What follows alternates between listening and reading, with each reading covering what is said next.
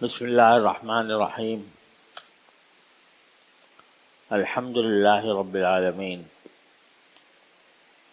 والصلاة والسلام علی سید المرسلین وخاتم النبیین سیدنا مولانا محمد وعلی آلہ واصحابہ اجمعین وعلی کل من تبعہم بإحسان الی یوم الدین. اما بعد، میرے محترم بزرگوں، دوستوں، بھائیوں،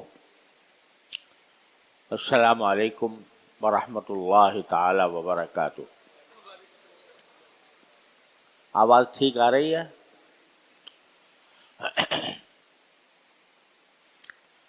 اللہ تبارک و تعالی کے فضل و کرم سے رمضان کا پہلا عشرہ کل مکمل ہوا. 10 دن اللہ تعالیٰ نے رمضان کے عطا فرمائے، اور ایک حدیث میں ایسا مروی ہے کہ رمضان کا پہلا عشرہ وہ مغفرت کا عشرہ ہے، اور دوسرا عشرہ رحمت کا عشرہ ہے، اور تیسرا عشرہ جہنم سے آزادی ملنے کا عشرہ ہے. یعنی پہلے عشرے میں اگر اللہ تبارک و تعالیٰ کے احکام کے مطابق اس کو گزارا جائے تو اللہ تعالیٰ کی طرف سے گناہوں کی بخشش کا تمغہ مل جاتا ہے،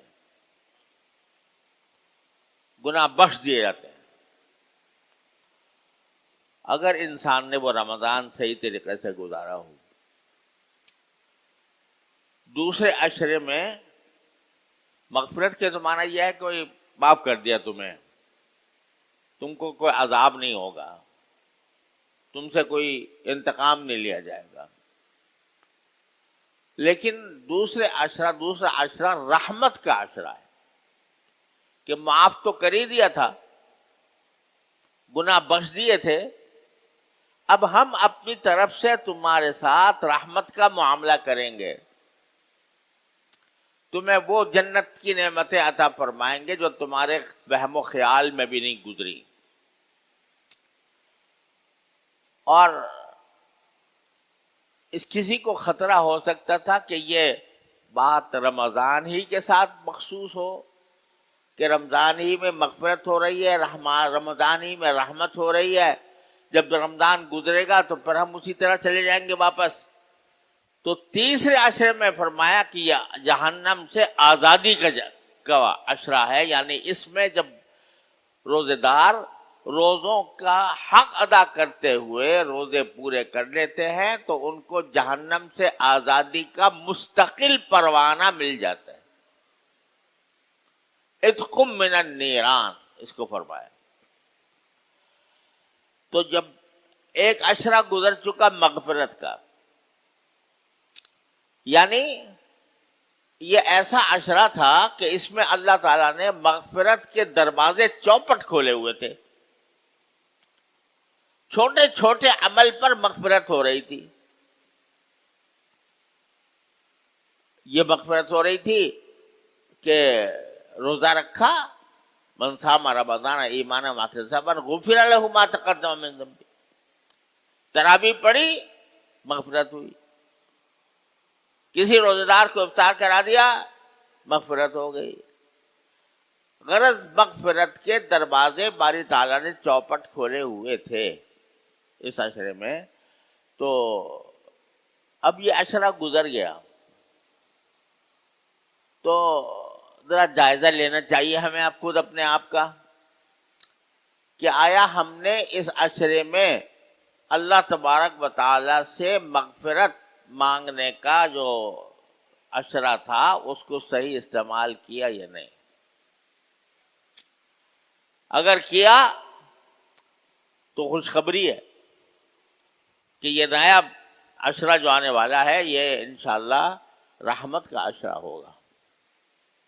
اگر نہیں کیا یعنی حق ادا نہیں ہوا مغفرت مکمل مغفرت کی امید نہیں بنی اپنے اعمال کی وجہ سے، تو اب بھی وقت ہے۔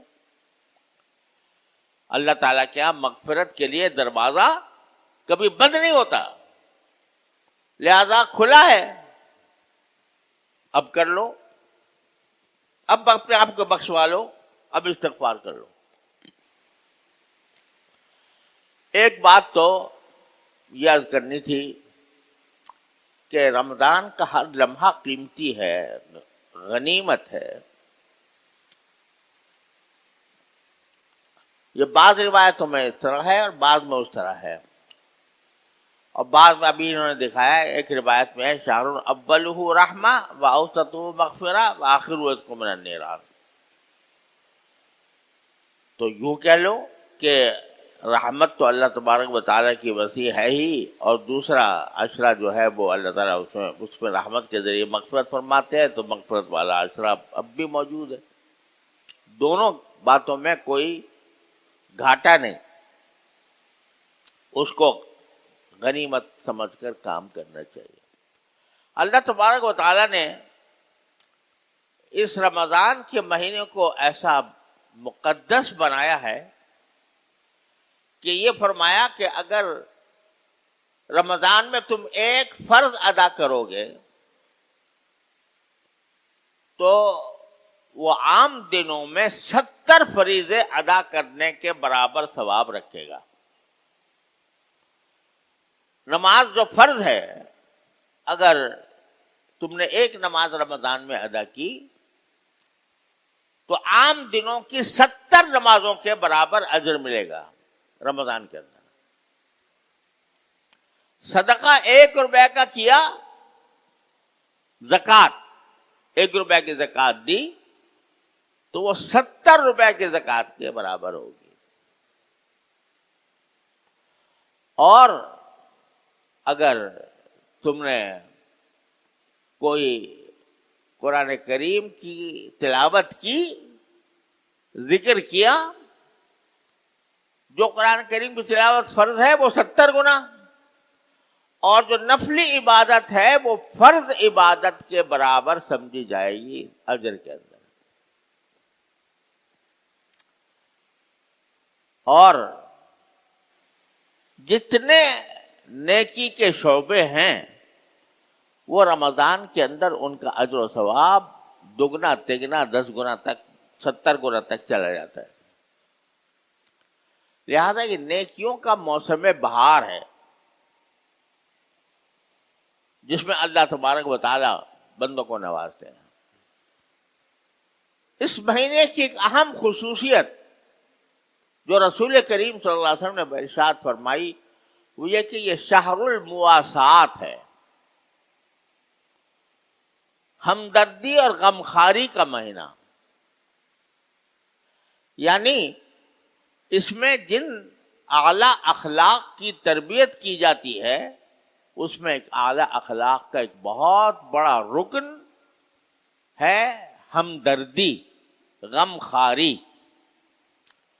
یعنی آدمی صرف اپنی ذات ہی کو لے کر نہ بیٹھے بلکہ دوسروں کی بھی ہمدردی اس کے دل میں ہو، دوسروں کی کوئی تکلیف ہو تو اس تکلیف کا ازالہ کرنے کا جذبہ اس کے دل میں ہو، دوسروں کو کوئی پریشانی لاحق ہے تو اس پریشانی کو دور کرنے کا جذبہ اس کے اندر موجود ہو۔ اور اسی میں یہ بھی فرمایا کہ اگر کوئی شخص کسی روزے دار کو افطار کرا دے، کسی روزے دار کو افطار کرا دے تو جتنا ثواب اس روزے دار کو ملا تھا روزہ رکھنے کا، اتنا ہی ثواب افطار کرنے والے کو ملے گا۔ اصل روزے دار کے ثواب میں کوئی کمی نہیں ہوگی، اور جس نے افطار کرایا ہے اس کو اس کے پورے روزے کا ثواب مل جائے گا۔ صحابہ کرام نے پوچھا کہ یا رسول اللہ، ہم میں سے بہت سے لوگ ایسے ہوتے ہیں کہ وہ پورا روزہ افطار تو نہیں کرا سکتے کسی کو. آپ نے فرمایا کہ یہ ثواب اس کو بھی ملے گا جو کسی روزے دار کو دودھ کا ایک گھونٹ پلا دے، کوئی ایک کھجور کھلا دے، اس پر بھی اس کو اجر و ثواب ملے گا.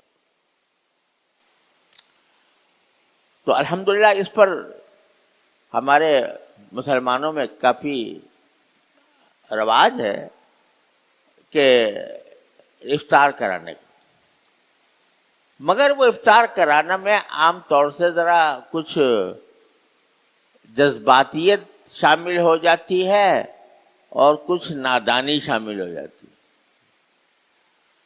وہ یہ کہ جو اصل فضیلت اس بات کی ہے کہ بھائی آپ کسی روزہ دار کو افطار کرا دیں،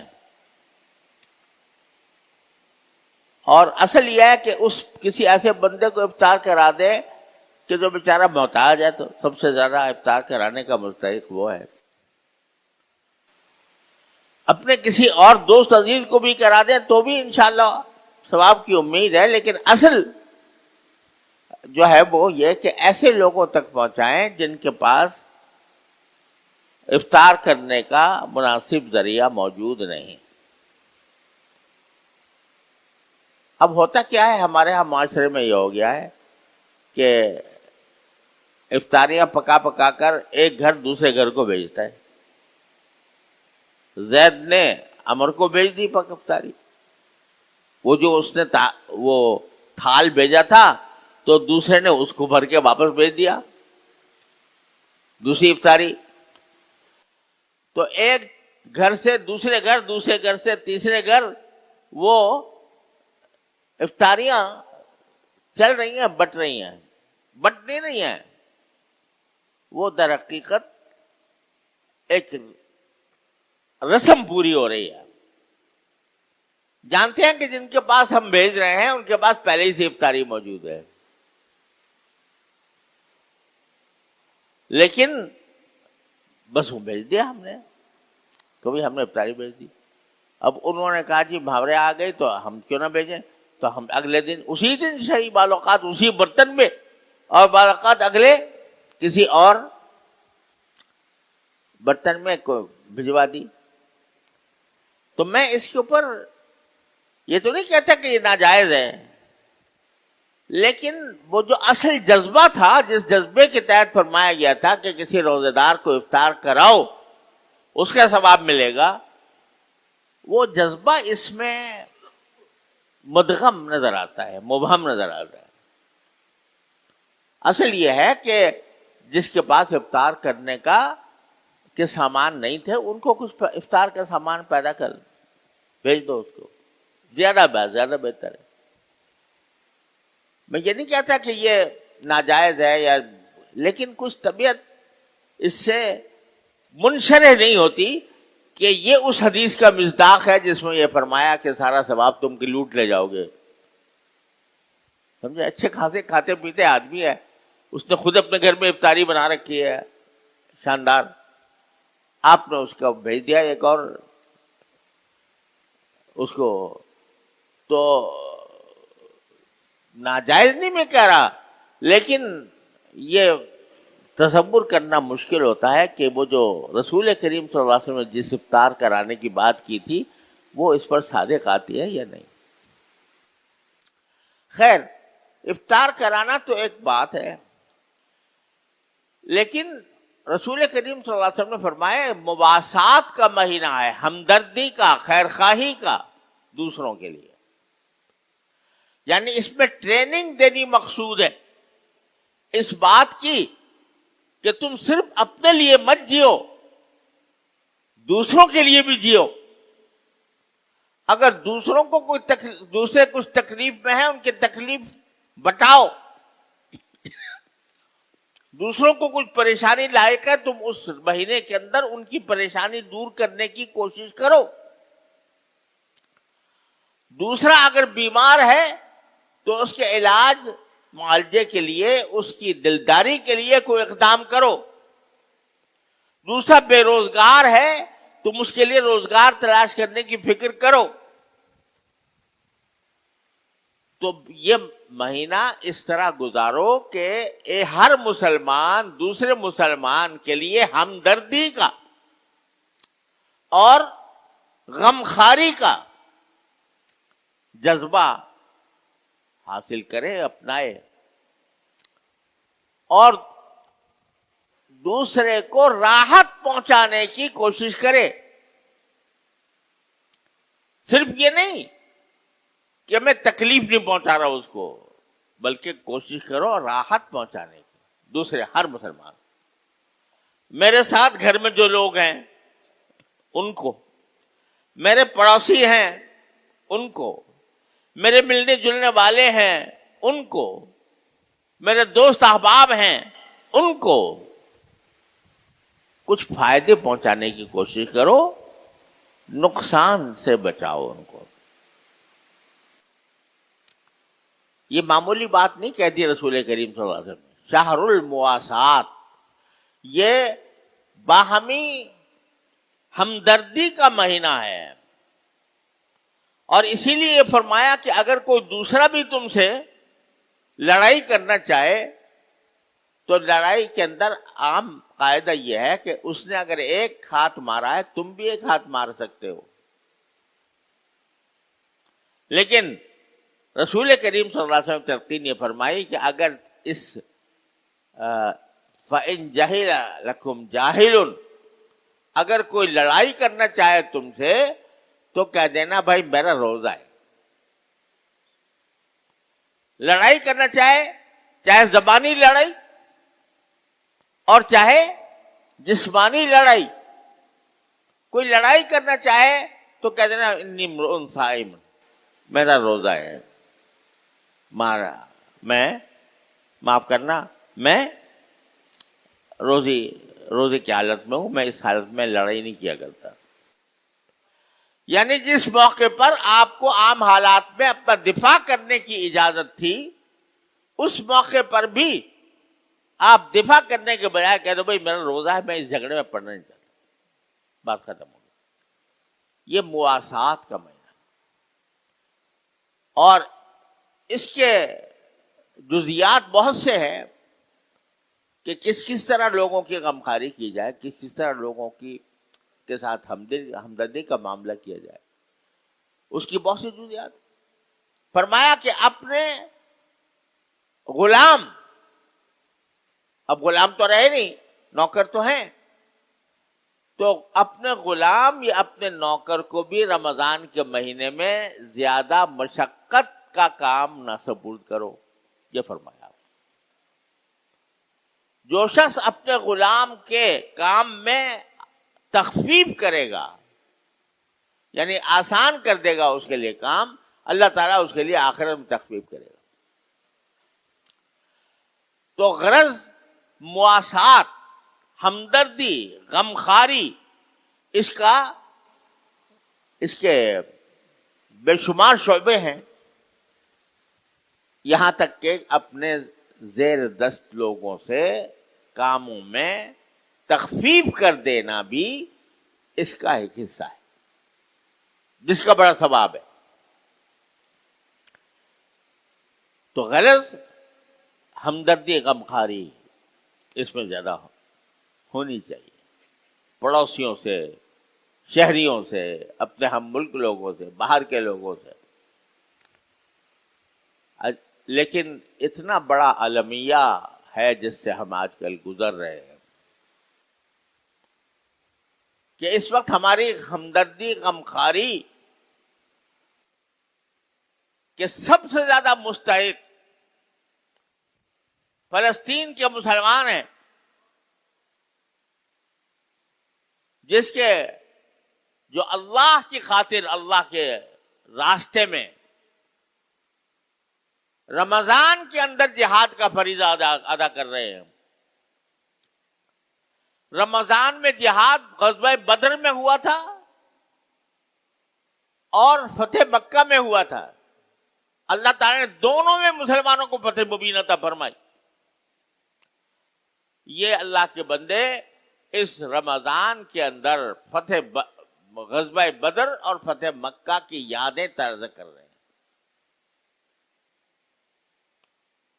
انہوں نے اپنی جانیں لڑائی ہوئی ہے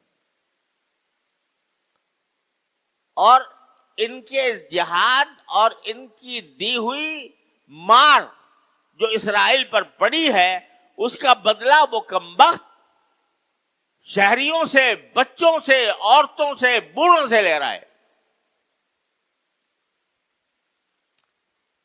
ہسپتالوں پر بمباری کی جا رہی ہے.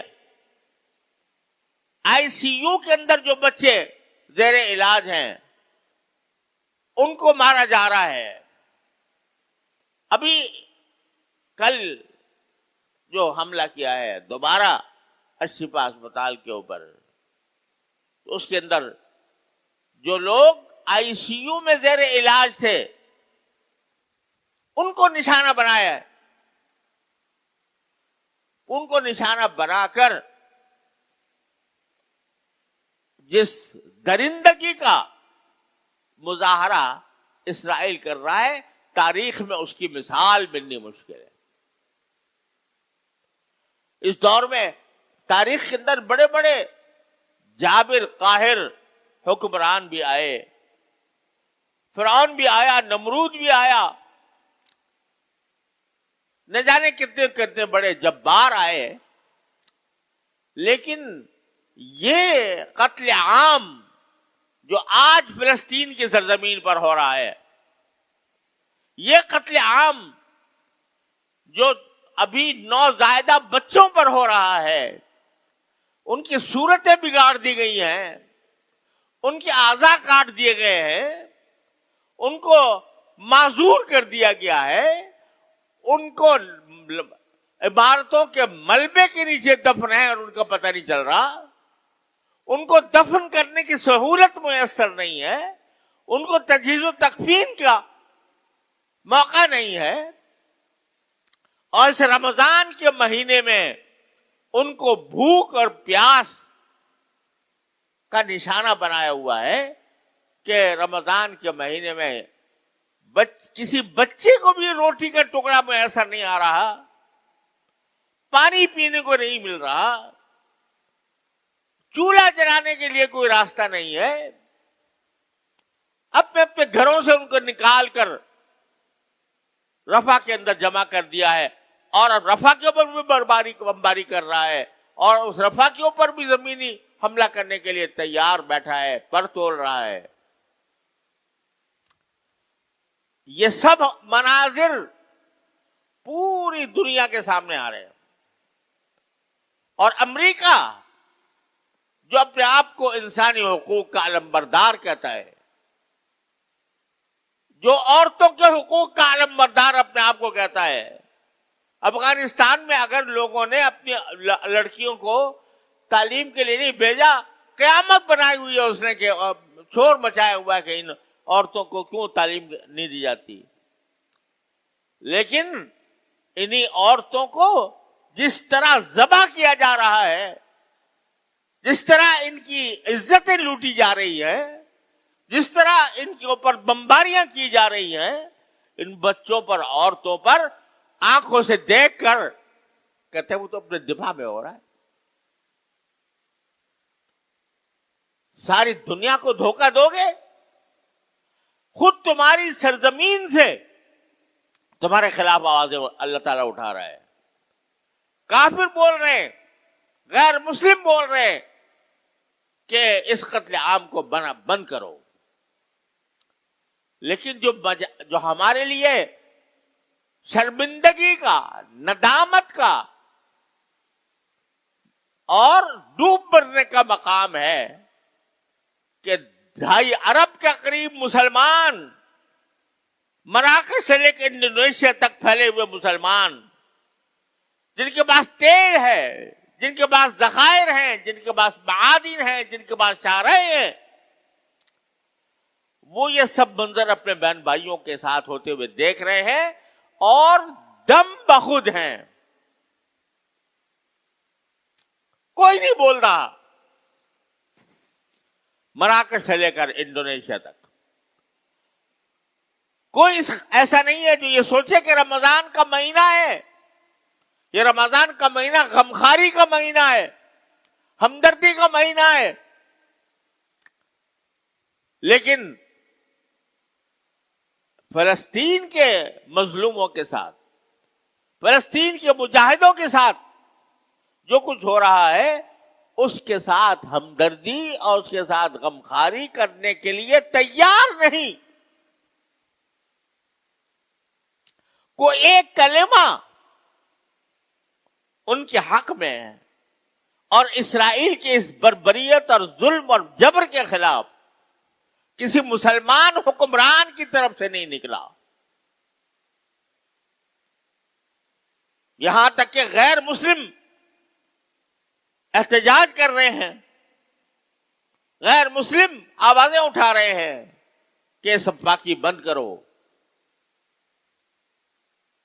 جنوبی افریقہ والے عالمی عدالت انصاف میں مقدمہ دائر کر رہے ہیں، بیلجیم والے اعلان کر رہے ہیں، جرمنی والے اعلان کر رہے ہیں، یورپی یونین کی طرف سے بھی کچھ پیغامات آ رہے ہیں. لیکن یہ پورا عالم اسلام جو دنیا کے بیچوں بیچ واقع ہے، جس کو اللہ تعالی نے وسائل سے مالا مال کیا ہے، اس کا حکمران چپ سادے بیٹھے ہیں. اور بعض کے بارے میں تو سننے میں آتا ہے کہ وہ اسرائیل کی درپردہ مدد کر رہے ہیں.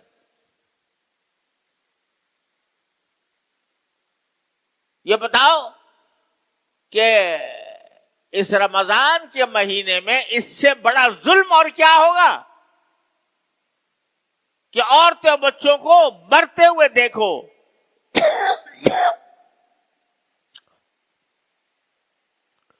بچوں میں رونے کی سکت نہیں رہی، بھوکا ہونے کی وجہ سے.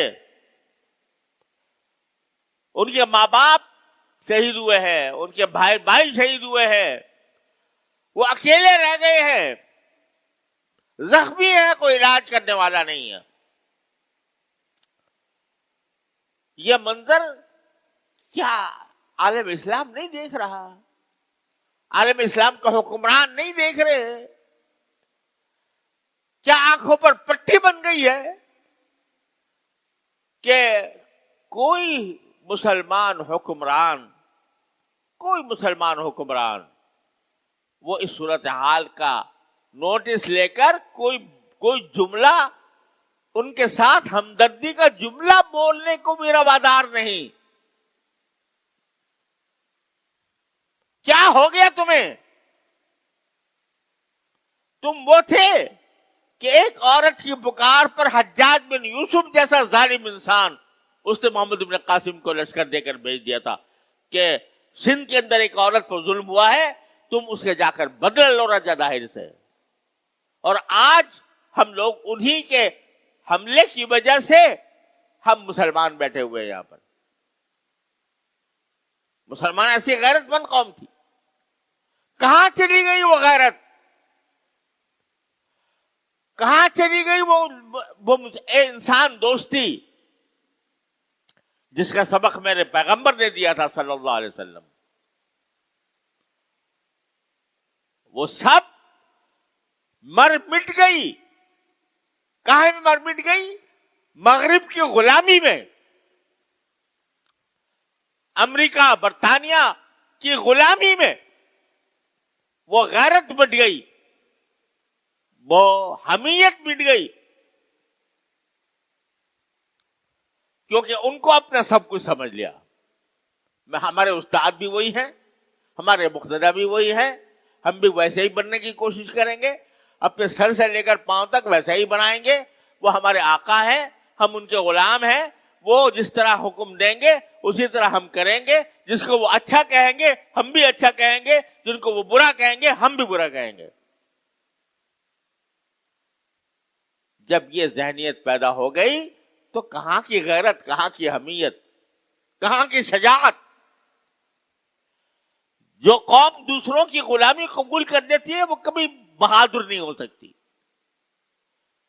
وہ قار مذلت میں گل کر رہتی ہے. مجھے ڈر لگتا ہے اللہ تبارک و تعالیٰ کے عذاب سے کہ یہ پوری عالم اسلام اس وقت جس بے غیرتی میں، بے حسی میں، بے حمیتی میں گرفتار پھنسا ہوا ہے، کہیں اللہ تعالیٰ کو ناراض کر کے یہ پورے عالم اسلام کے لیے تباہی کا پیش خیمہ نہ ہو. رمضان کا مہینہ مواسات کا مہینہ پیدا ہو. تم اپنے گلی چھوڑنے اڑا رہے ہو، تم افطار کی دعوتیں کر رہے ہو، تم لوگوں کو کے لیے کھانے تیار کر رہے ہو، ہنسی اڑا رہے ہو، عیاشیاں کر رہے ہو، اور تمہارے بھائی، تمہاری بہنیں، تمہارے بچے، تمہاری اولاد ذبح ہو رہی ہے، تاریخ کے بدترین طریقے پر ذبح ہو رہی ہے. 30,000 سے زیادہ بچے، عورتیں، مرد بے گناہ شہید کیے جا چکے ہیں. تمہارے کانوں پر جوں نہیں رینگتی اور کہتے ہو ہم رمضان منا رہے ہیں، ہم رمضان کا استقبال کر رہے ہیں.